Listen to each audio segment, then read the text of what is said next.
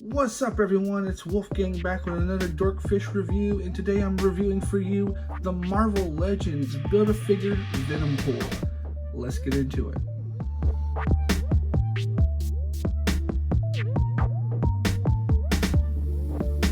Alright, jumping straight into it, guys.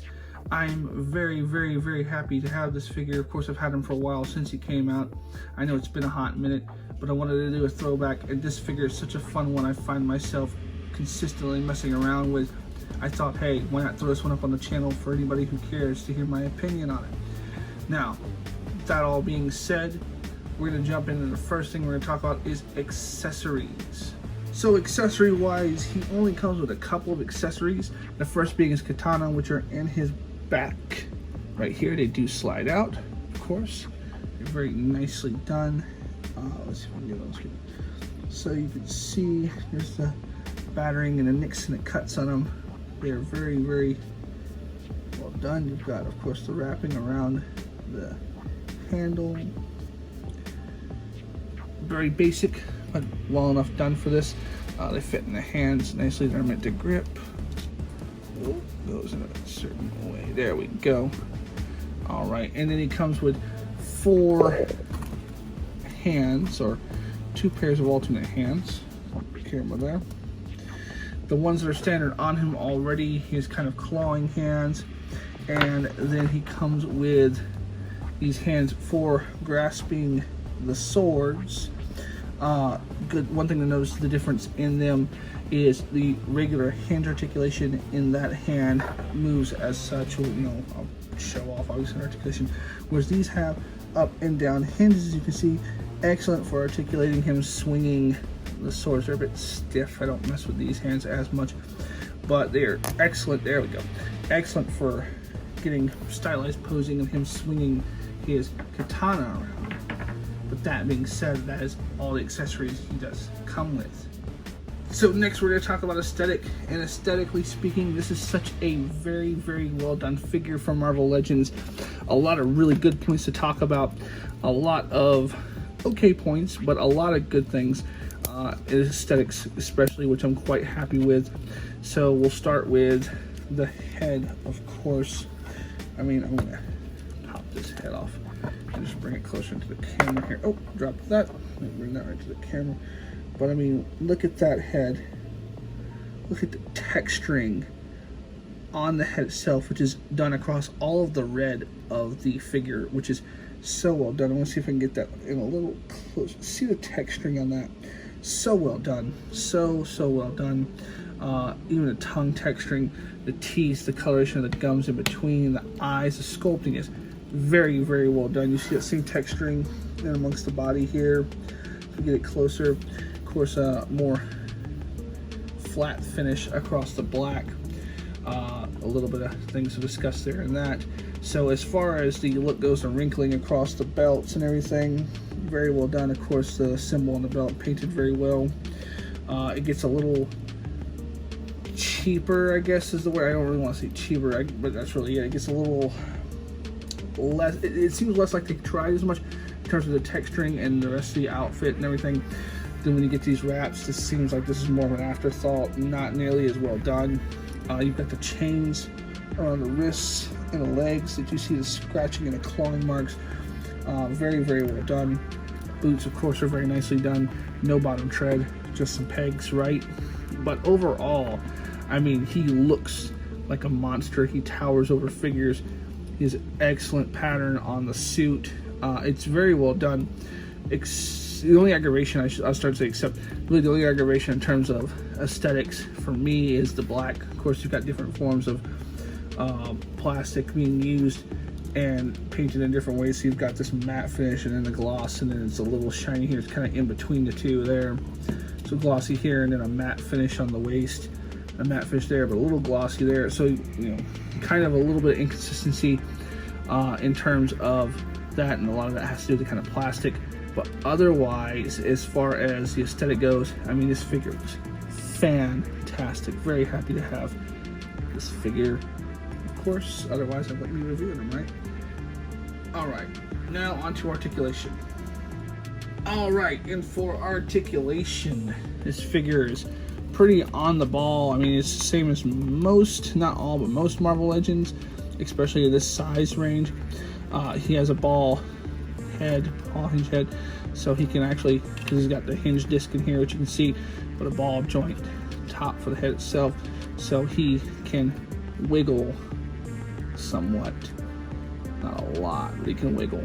Right there you go, see the wiggle, see the turning capability. He can turn all the way around, right? He can look with the disc hinge, there we go, with the disc hinge all the way up, very far down. You see he's got the shifting motion, so here you can shift down where the jaw reaches inwards and almost tucks the head into the form of the body, or you can have the head upright and looking, and that way it differentiates between the two. Creates a little gapping, but not bad. The arms, you can get almost a T-pose out of. There's a little bit of blockage right there. You can see this is partially chewing right here from moving it, but you can get it almost all the way to T-pose, not quite. Otherwise, can still do a full rotation. Your bicep swivel is normal. You've got 90-degree elbow. Elbow looks ugly, but 90-degree elbow doesn't look too bad, I guess, from the side per se. Let's see. Yeah, not too bad depending on the angle, but from the back, yeah, pretty ugly. We've got the rotation at the wrist. Like I said, you have the wrist joints a little stiffer, but they can move there, which is different from the other ones that have been the opposite way. You've got the torso, so you got the click hinge. You can move that far forward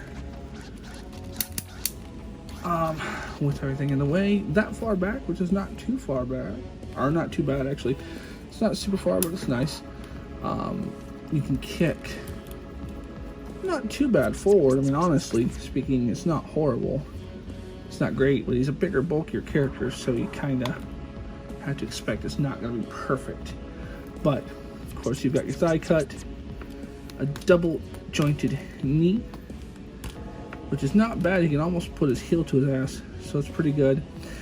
You've got no boot cut at all, but instead you've got your ankle hinge, so you can kick that far forward with ankle hinge, and almost all the way down. So really, really good ankle hinge there, and then a heck of a pivot. So I mean, you can get him in some pretty wild poses, all things considering, which is nice for Deadpool because it's kind of Deadpool's MO, right? See how far you can get his legs apart? So yeah, kind of Deadpool's MO is to be able to get into crazy positions and do crazy things. So kind of fits along with it, which I'm happy with. So in that respect, pretty good. Very happy overall with Articulation. I'd say it more than suffices for this figure, especially at its price point originally. And I don't know what its price point is now online. Of course, this line was what, early last year, if not late year before, I think. So, you know, it's a little bit of older math, but I'd still say holds up very well and well worth buying. But before we get into all that, we're gonna go ahead and get into size comparisons. All right, size comparisons wise, we do have the Marvel Legends Wave Deadpool, the X-Men Wave, I should say. I don't remember, he was the Juggernaut Wave, Build-A-Figure Deadpool. Fantastic Deadpool. We do have the classic, of course, I just got him put up. We have one of his favorite, he was actually probably his favorite hero. In the Game Reverse version, my favorite version of the Marvel Legends, Spider-Man. And then we do also have the re-release Build-A-Figure version of Venom. This one was a re-release. The original Build-A-Figure version was a Venomized Wave, but it was more of a, I think, the Ultimate style, which is purpley plastic. This is a little more, get these in, a little more color-wise closer to the comics, but size-wise, you can see they're pretty close. Not bad at all. Kind of happy with that. But so we get him out of here, and we can get a little bit of DC action going with one of my other favorite Build-A-Figures, or collect and connect figures, Bane. So old school collect and connect figure right here. See, size wise, pretty close indeed. And then just because Wade Wilson was a product of copying Slade Wilson, I've got my Mezco classic style, well, not classic style, but classic colors, Deathstroke. right there. So you can see what he kind of looks like next to some Mezco figures. Good size, good proportions.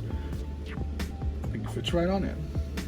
Yeah, guys, so a little shorter video than I normally would do, but I appreciate nonetheless you guys watching. Hopefully you enjoyed it. I know he's a little bit of an older bath, most of you probably have him, but just something fun I really enjoyed and want to go back and retouch on since I never got a chance to do a video of him when I first got him. So that all being said, I appreciate you guys watching. I hope you like, share, subscribe. That being said, I'm going to catch you on the next one. So later, guys. Ladies and gentlemen, this is your overlord, MODOK, here to inform you to go to Instagram this moment and follow Van Johnson at Tattooed Toy Dude. Do it now. Your life depends on it.